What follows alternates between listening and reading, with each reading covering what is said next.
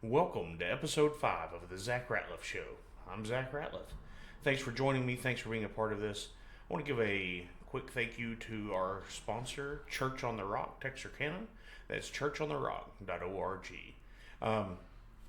So it's the Tuesday, April 15th. It is today that I'm recording this. And it's Easter week. Now that has significant meaning for over 2 billion people across the world.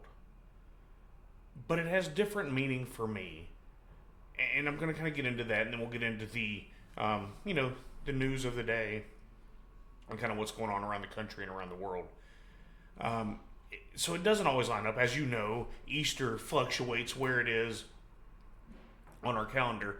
But Easter week, the Tuesday of Easter week, is a Tuesday morning of Easter week is when I found out that my brother had died. And so that's been 18 years ago today. Now, that's not fun. That's not a fun memory, and especially not a fun to associate it with Easter. But Easter week for me is the hope that I have in Jesus, in life after this, where He will be. Easter week represents that hope. So while I don't enjoy the Tuesday before any Easter, I am thankful for the hope that is Jesus Christ. I am thankful for the hope that I will see Him again, and all of my relatives who have given their life to Jesus and that know Him and proclaim that He is the Savior. And so I couldn't start the show without saying, hey, look, it's a painful thought every Tuesday before Easter. But through the pain, we have Jesus. And I know there are some of you out there that you all have hurts in your life, and you have things that nag with you and stick with you, and golly, it's overwhelming for us. And it doesn't make them go away to be a Christian. It doesn't make life any easier. But what it does is it gives you somebody to give that to. Let somebody else carry that. Let Jesus carry that. And He's going to make it all better in the end. Well, we have to get there. So anyway, I'm excited about Easter. I'm excited about doing all the things with my daughter this week and all of that. And I hate to have the story to tell, but part of my testimony is the joy that I can still find in the week of Easter and the recognition of what our Savior did for us, even through the sorrow that is the loss of my brother years ago. And so anyway, I just wanted to take the time to start the show with, man, it's tough. It's tough out there. But there's hope. And if you're without hope, Jesus is the answer. So anyway, okay, we'll get into it. Get into a little, the news here nationally, and any state news and any worldwide news that I have.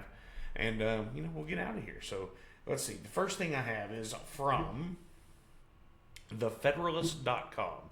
This article comes from thefederalist.com. North Carolina Supreme Court is going to allow 60,000 votes that don't have ID, that can't be verified as citizens, to count in their recent election. How wild is this? What and this was for their Supreme Court race. Why do we want to give our country away so badly? Why are we wanting to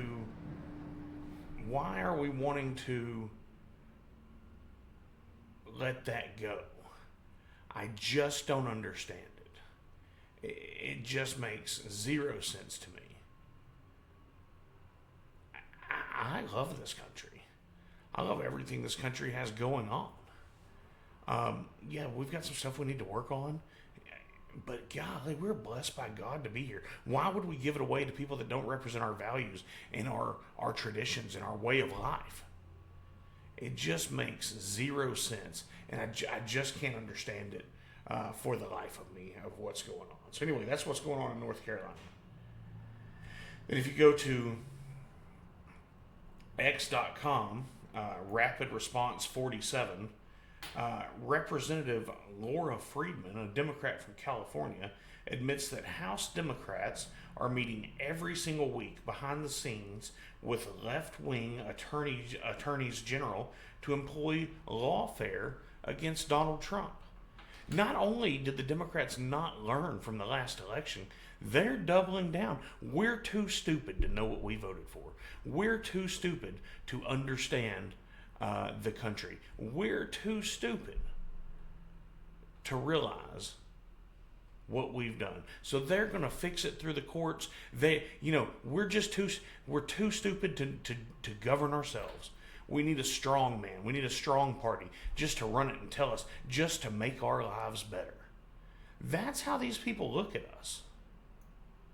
It blows my mind that, it looks like when you take a whipping like they took in November, you could say, hey, okay, maybe we need to reevaluate. No. They're just digging in, trying to get more. It's amazing to me.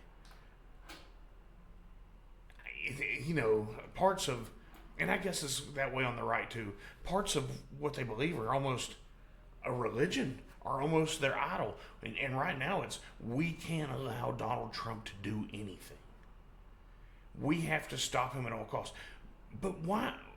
All the lawfare, he's trying to give the country back to the people. He's trying to take it back from the bureaucracy that exists right now.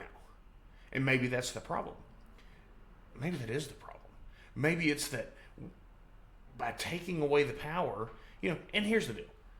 We all knew it wouldn't be easy, right? We all knew nobody was just going to give up and be like, okay, Donald Trump, you can have everything we've worked for the last, 70 years, if I'm a communist or Democrat, and they don't always go together. They're not going to give up easily. They're not, this machine that they've created through the USAID and through all the programs. There's so much money attached. There's so many millions of dollars that have been gained through this. You think they're just going to give it away? Just be, oh, no. Don't worry about that. We were wrong. And we'll do what we want? No, of course not. So if you get a chance, follow Rapid Response 47 on X.com. It's dead on. But here they are, this lady, and why would you say it? Here's how much these leftists think they're correct.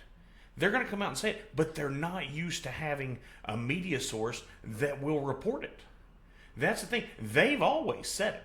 They've always told us who they were. We just didn't know.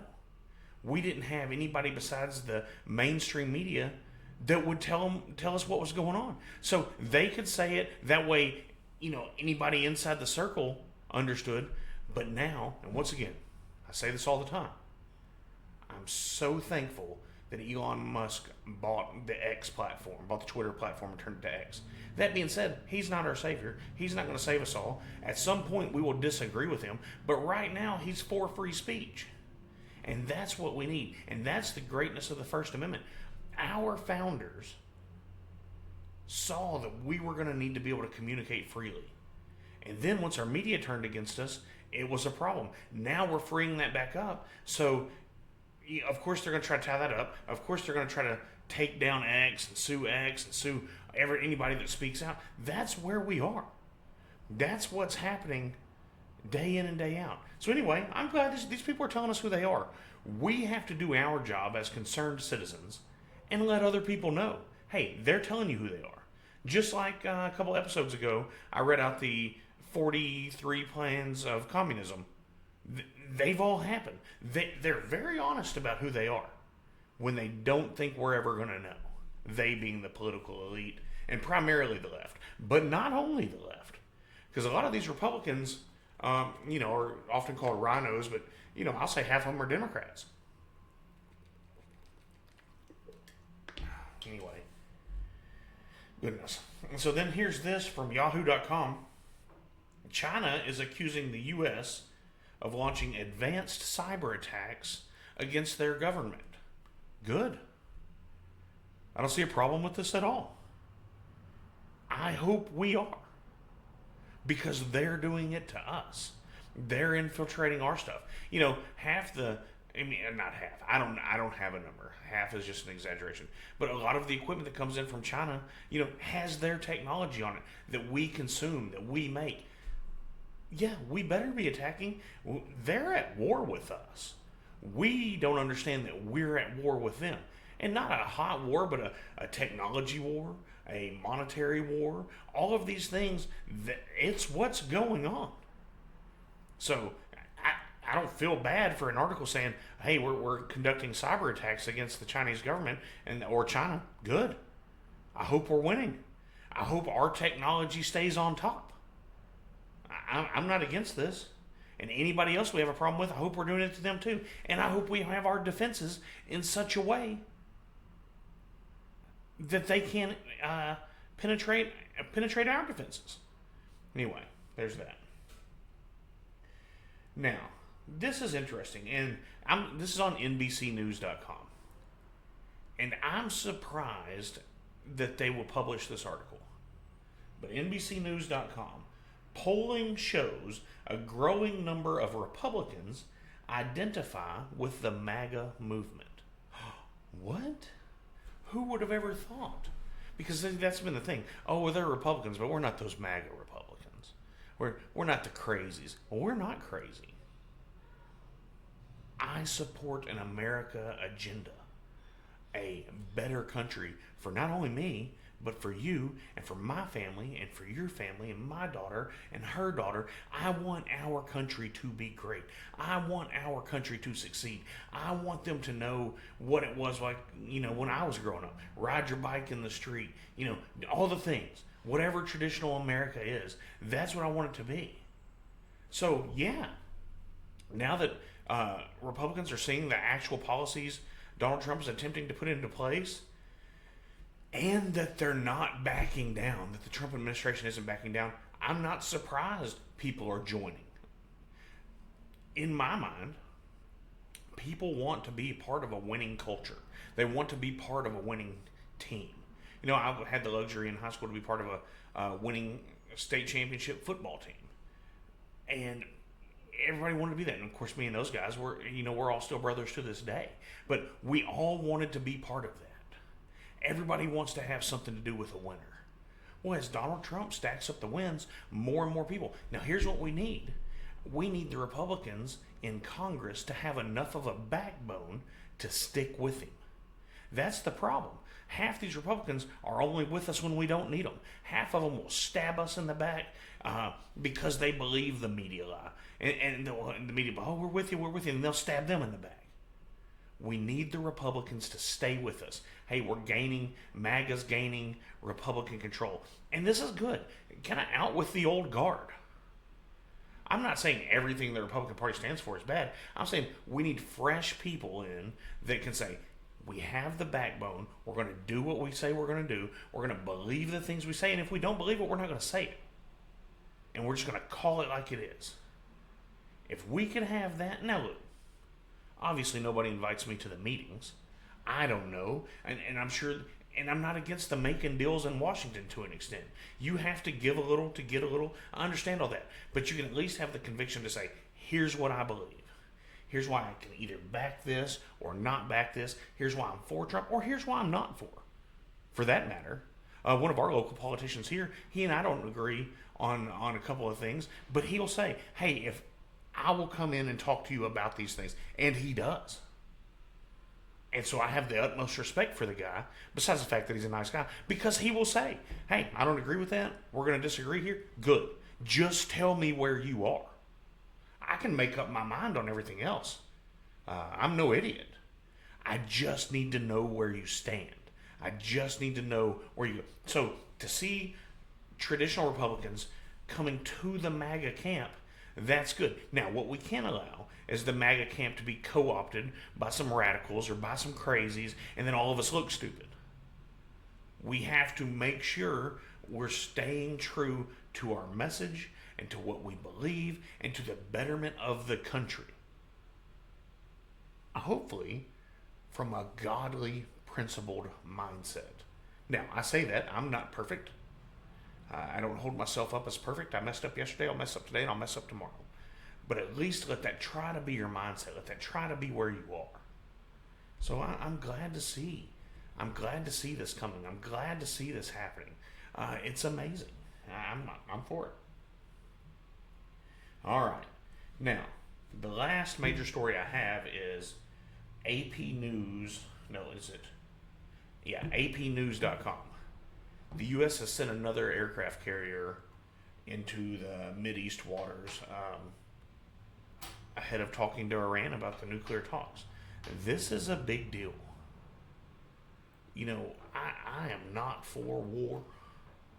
But like I said yesterday when I was talking to our guest, Roger Shepard, if the lion's going to lay with the lamb, I want to be the lion every time.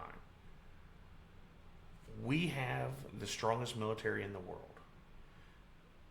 I don't know all the behind-the-scenes politics of what goes on, but I know Iran's chant is often death to Israel, death to America. I think I know that given the chance, if they got a bomb, they would try to inflict as much damage on Israel and the U.S. as possible. I'm not for that. I'm for protecting us, and I, you know, with the Bible as my standard, I'm for standing with Israel. So I'm glad to see this. I hope the projection of strength is what keeps the peace. The projection of strength goes a long way. However, for the last 4 years under the Biden administration, there was no backbone to that. So it didn't matter. You could have put every aircraft carrier group we had over there and it wouldn't have mattered because they knew it wasn't going to do anything of substance. And that's also the benefit of having someone like President Trump. I don't think he is, but he seems just a little off tilt. Just enough to make you go, is he going to do this? And that's a good quality. That's what we need. We need everybody just to check up, just a hair. Say, oh, hold up. He might really do it. That right there can create more peace than we can ever imagine. Kind of like with the tariff thing. They didn't think he'd do it, so then he hammers everybody. So then the stock market drops. Then everybody freaks out and they say, all right, we'll put a 90-day pause on it. But I mean this. That's the same thing with moving another aircraft carrier group into the Mideast. Is, hey, I mean this, but I don't want to do it. That's where we are, folks. Okay, I'm going to get out of here. I hope you have a great day. I hope God blesses each and every one of you today. And we'll check in and do it all again tomorrow. Thanks.